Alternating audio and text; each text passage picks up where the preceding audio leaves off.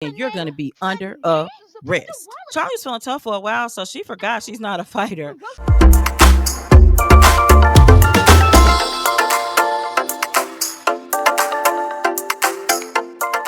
Good morning, good afternoon, and good night. You're watching Justamomthatsims. I'm KT, and I'm here today for another Is This a Mystery? A Sims 4 Whodunit adventure. So if you like my stories, please like, subscribe, follow, comment. Just do all the things. We are starting off here in Sulani, and we are with Charlie, and she is here enjoying the peaceful surroundings. You can see her home that she has moved into. In the last episode, you saw her grab her luggage and flee.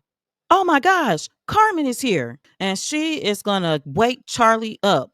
Charlie jumped up. How did you get here? And what are you doing? Carmen's like, I followed the money, I followed the trail, and I know that you are the person responsible for all the sim deaths. All I do is my social media job. I just came back here because I had to do something for work. My next gig was about Sulani. And Carmen's like, no, I got on your laptop because you forgot the one that you bought with you, and I was able to track everything you've done. I got all the proof, and I bought backup.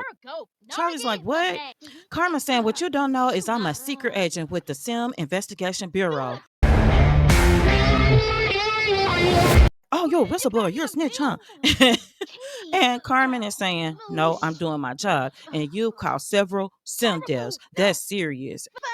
Charlie over here, she keeps telling Carmen that she doesn't have proof. And she's like, what do you mean you work for the SIB?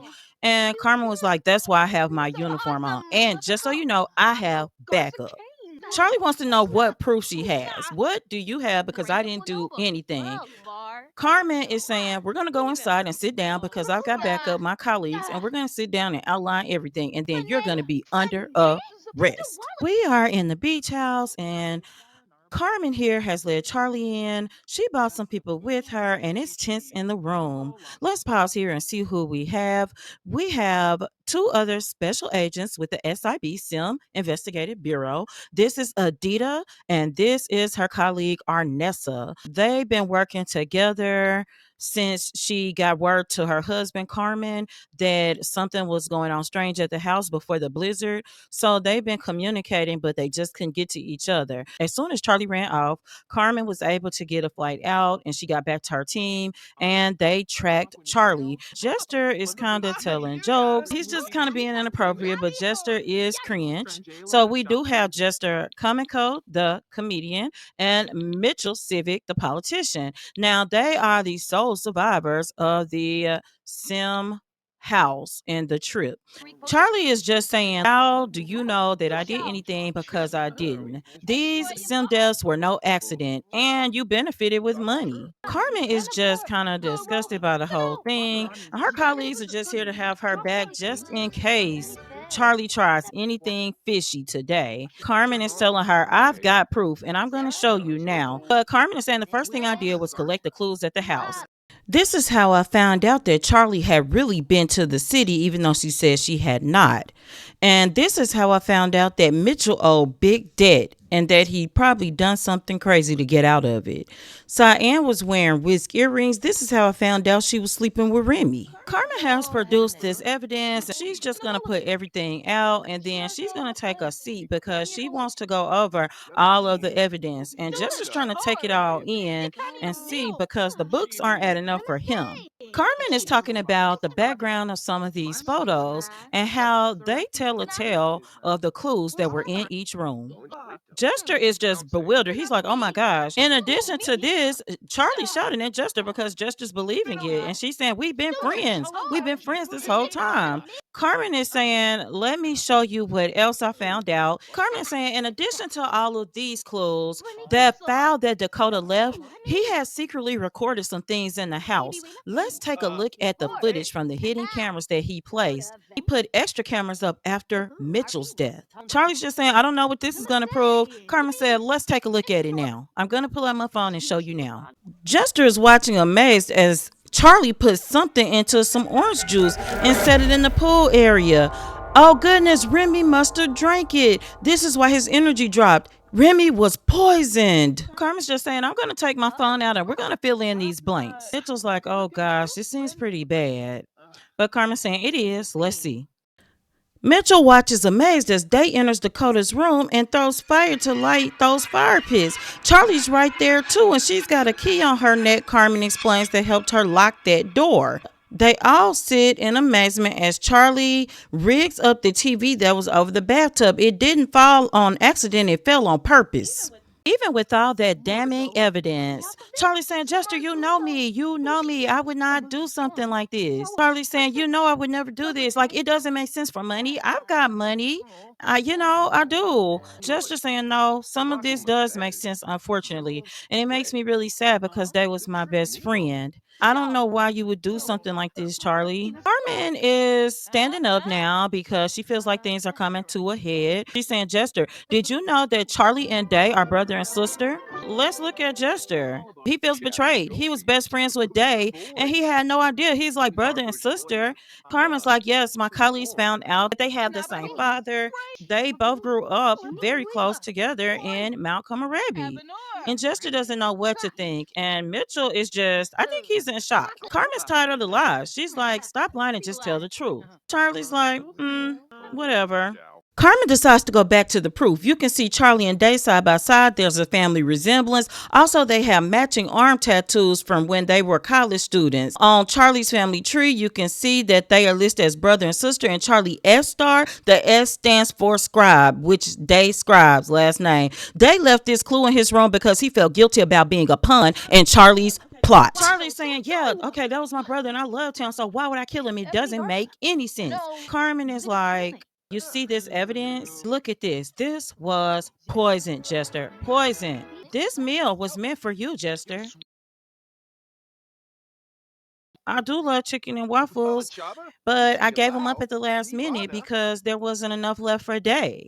Something smells fishy over here. She had that in evidence, and she just wanted them to know that they processed it. Mitchell had to step out because he was just feeling like it was too much for him. Jester has this cheesy look. Charlie is explaining herself away. Jester is just saying, Carmen, I see the proof. Charlie, just why would you do this? She's launching into her evil villain speech and she's talking about Remy.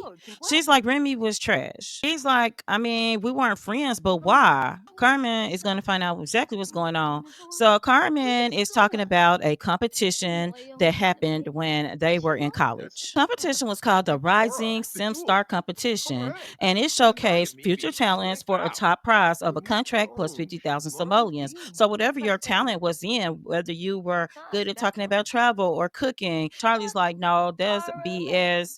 I was good at art too. I was the top artist at the school. Just as like, yeah, you were really good at art, and they kind of laugh a little bit about it. Charlie's talking about how she was sabotaged. Her presentation, you had to get in front of a panel and do a presentation.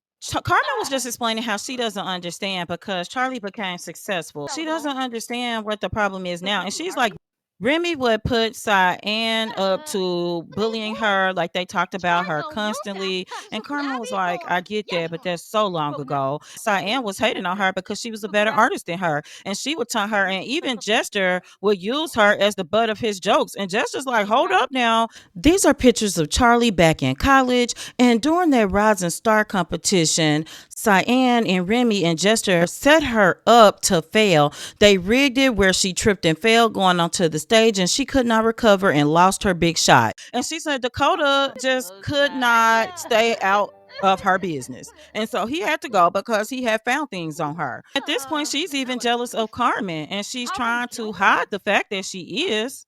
She's saying Jester would have been next because he blackmailed me. Carmen is like, really, Jester? That's the look. Really? At this point, Carmen's feeling desperate. She's saying, I'm a criminal mastermind. I overwrought the alarm system. I did everything and I overwrought the cameras, but I didn't know Dakota had reset them. She knows there's two agents here, but she's going to make a desperate move. And she's going to show Carmen. Her plan was to run, but the other agents got up. Carmen's just telling her, don't hit me again. It's time to go in. Jester's just looking on sadly. Carmen's telling her, just come in peacefully. And she's like, I'm a special trained agent. She tried to throw a drink at her. As a last resort, that didn't work. She's going to try to scare Carmen so she can make a run for it. Carmen is tired of it. She is specially trained. Just come in. Let's go and let's get arrested. Let's go on to jail because that's the only place you're going. Charlie's feeling tough for a while, so she forgot she's not a fighter. She actually slapped Carmen. Carmen is done with this. It's been a long day and night. She's traveled all day and she is going to take her in. She is not going to let her run off. She's trying to get away now. And Carmen is like, no, you are done. The lights have gone out in the middle of the fight, but Carmen is handling Charlie, and Jester is looking on, and the other agents are going to pull the car around because they know Carmen has this part. And Charlie is going in to be arrested. As we wrap up the episode, Charlie has learned that crime doesn't pay. Arrested and embarrassed, she has realized that her plan has failed and she has been called out. As Charlie sits in jail on New Year's Eve, I hope you enjoyed this series. And please remember to keep simming, be happy, and always have a blessed day. Bye bye.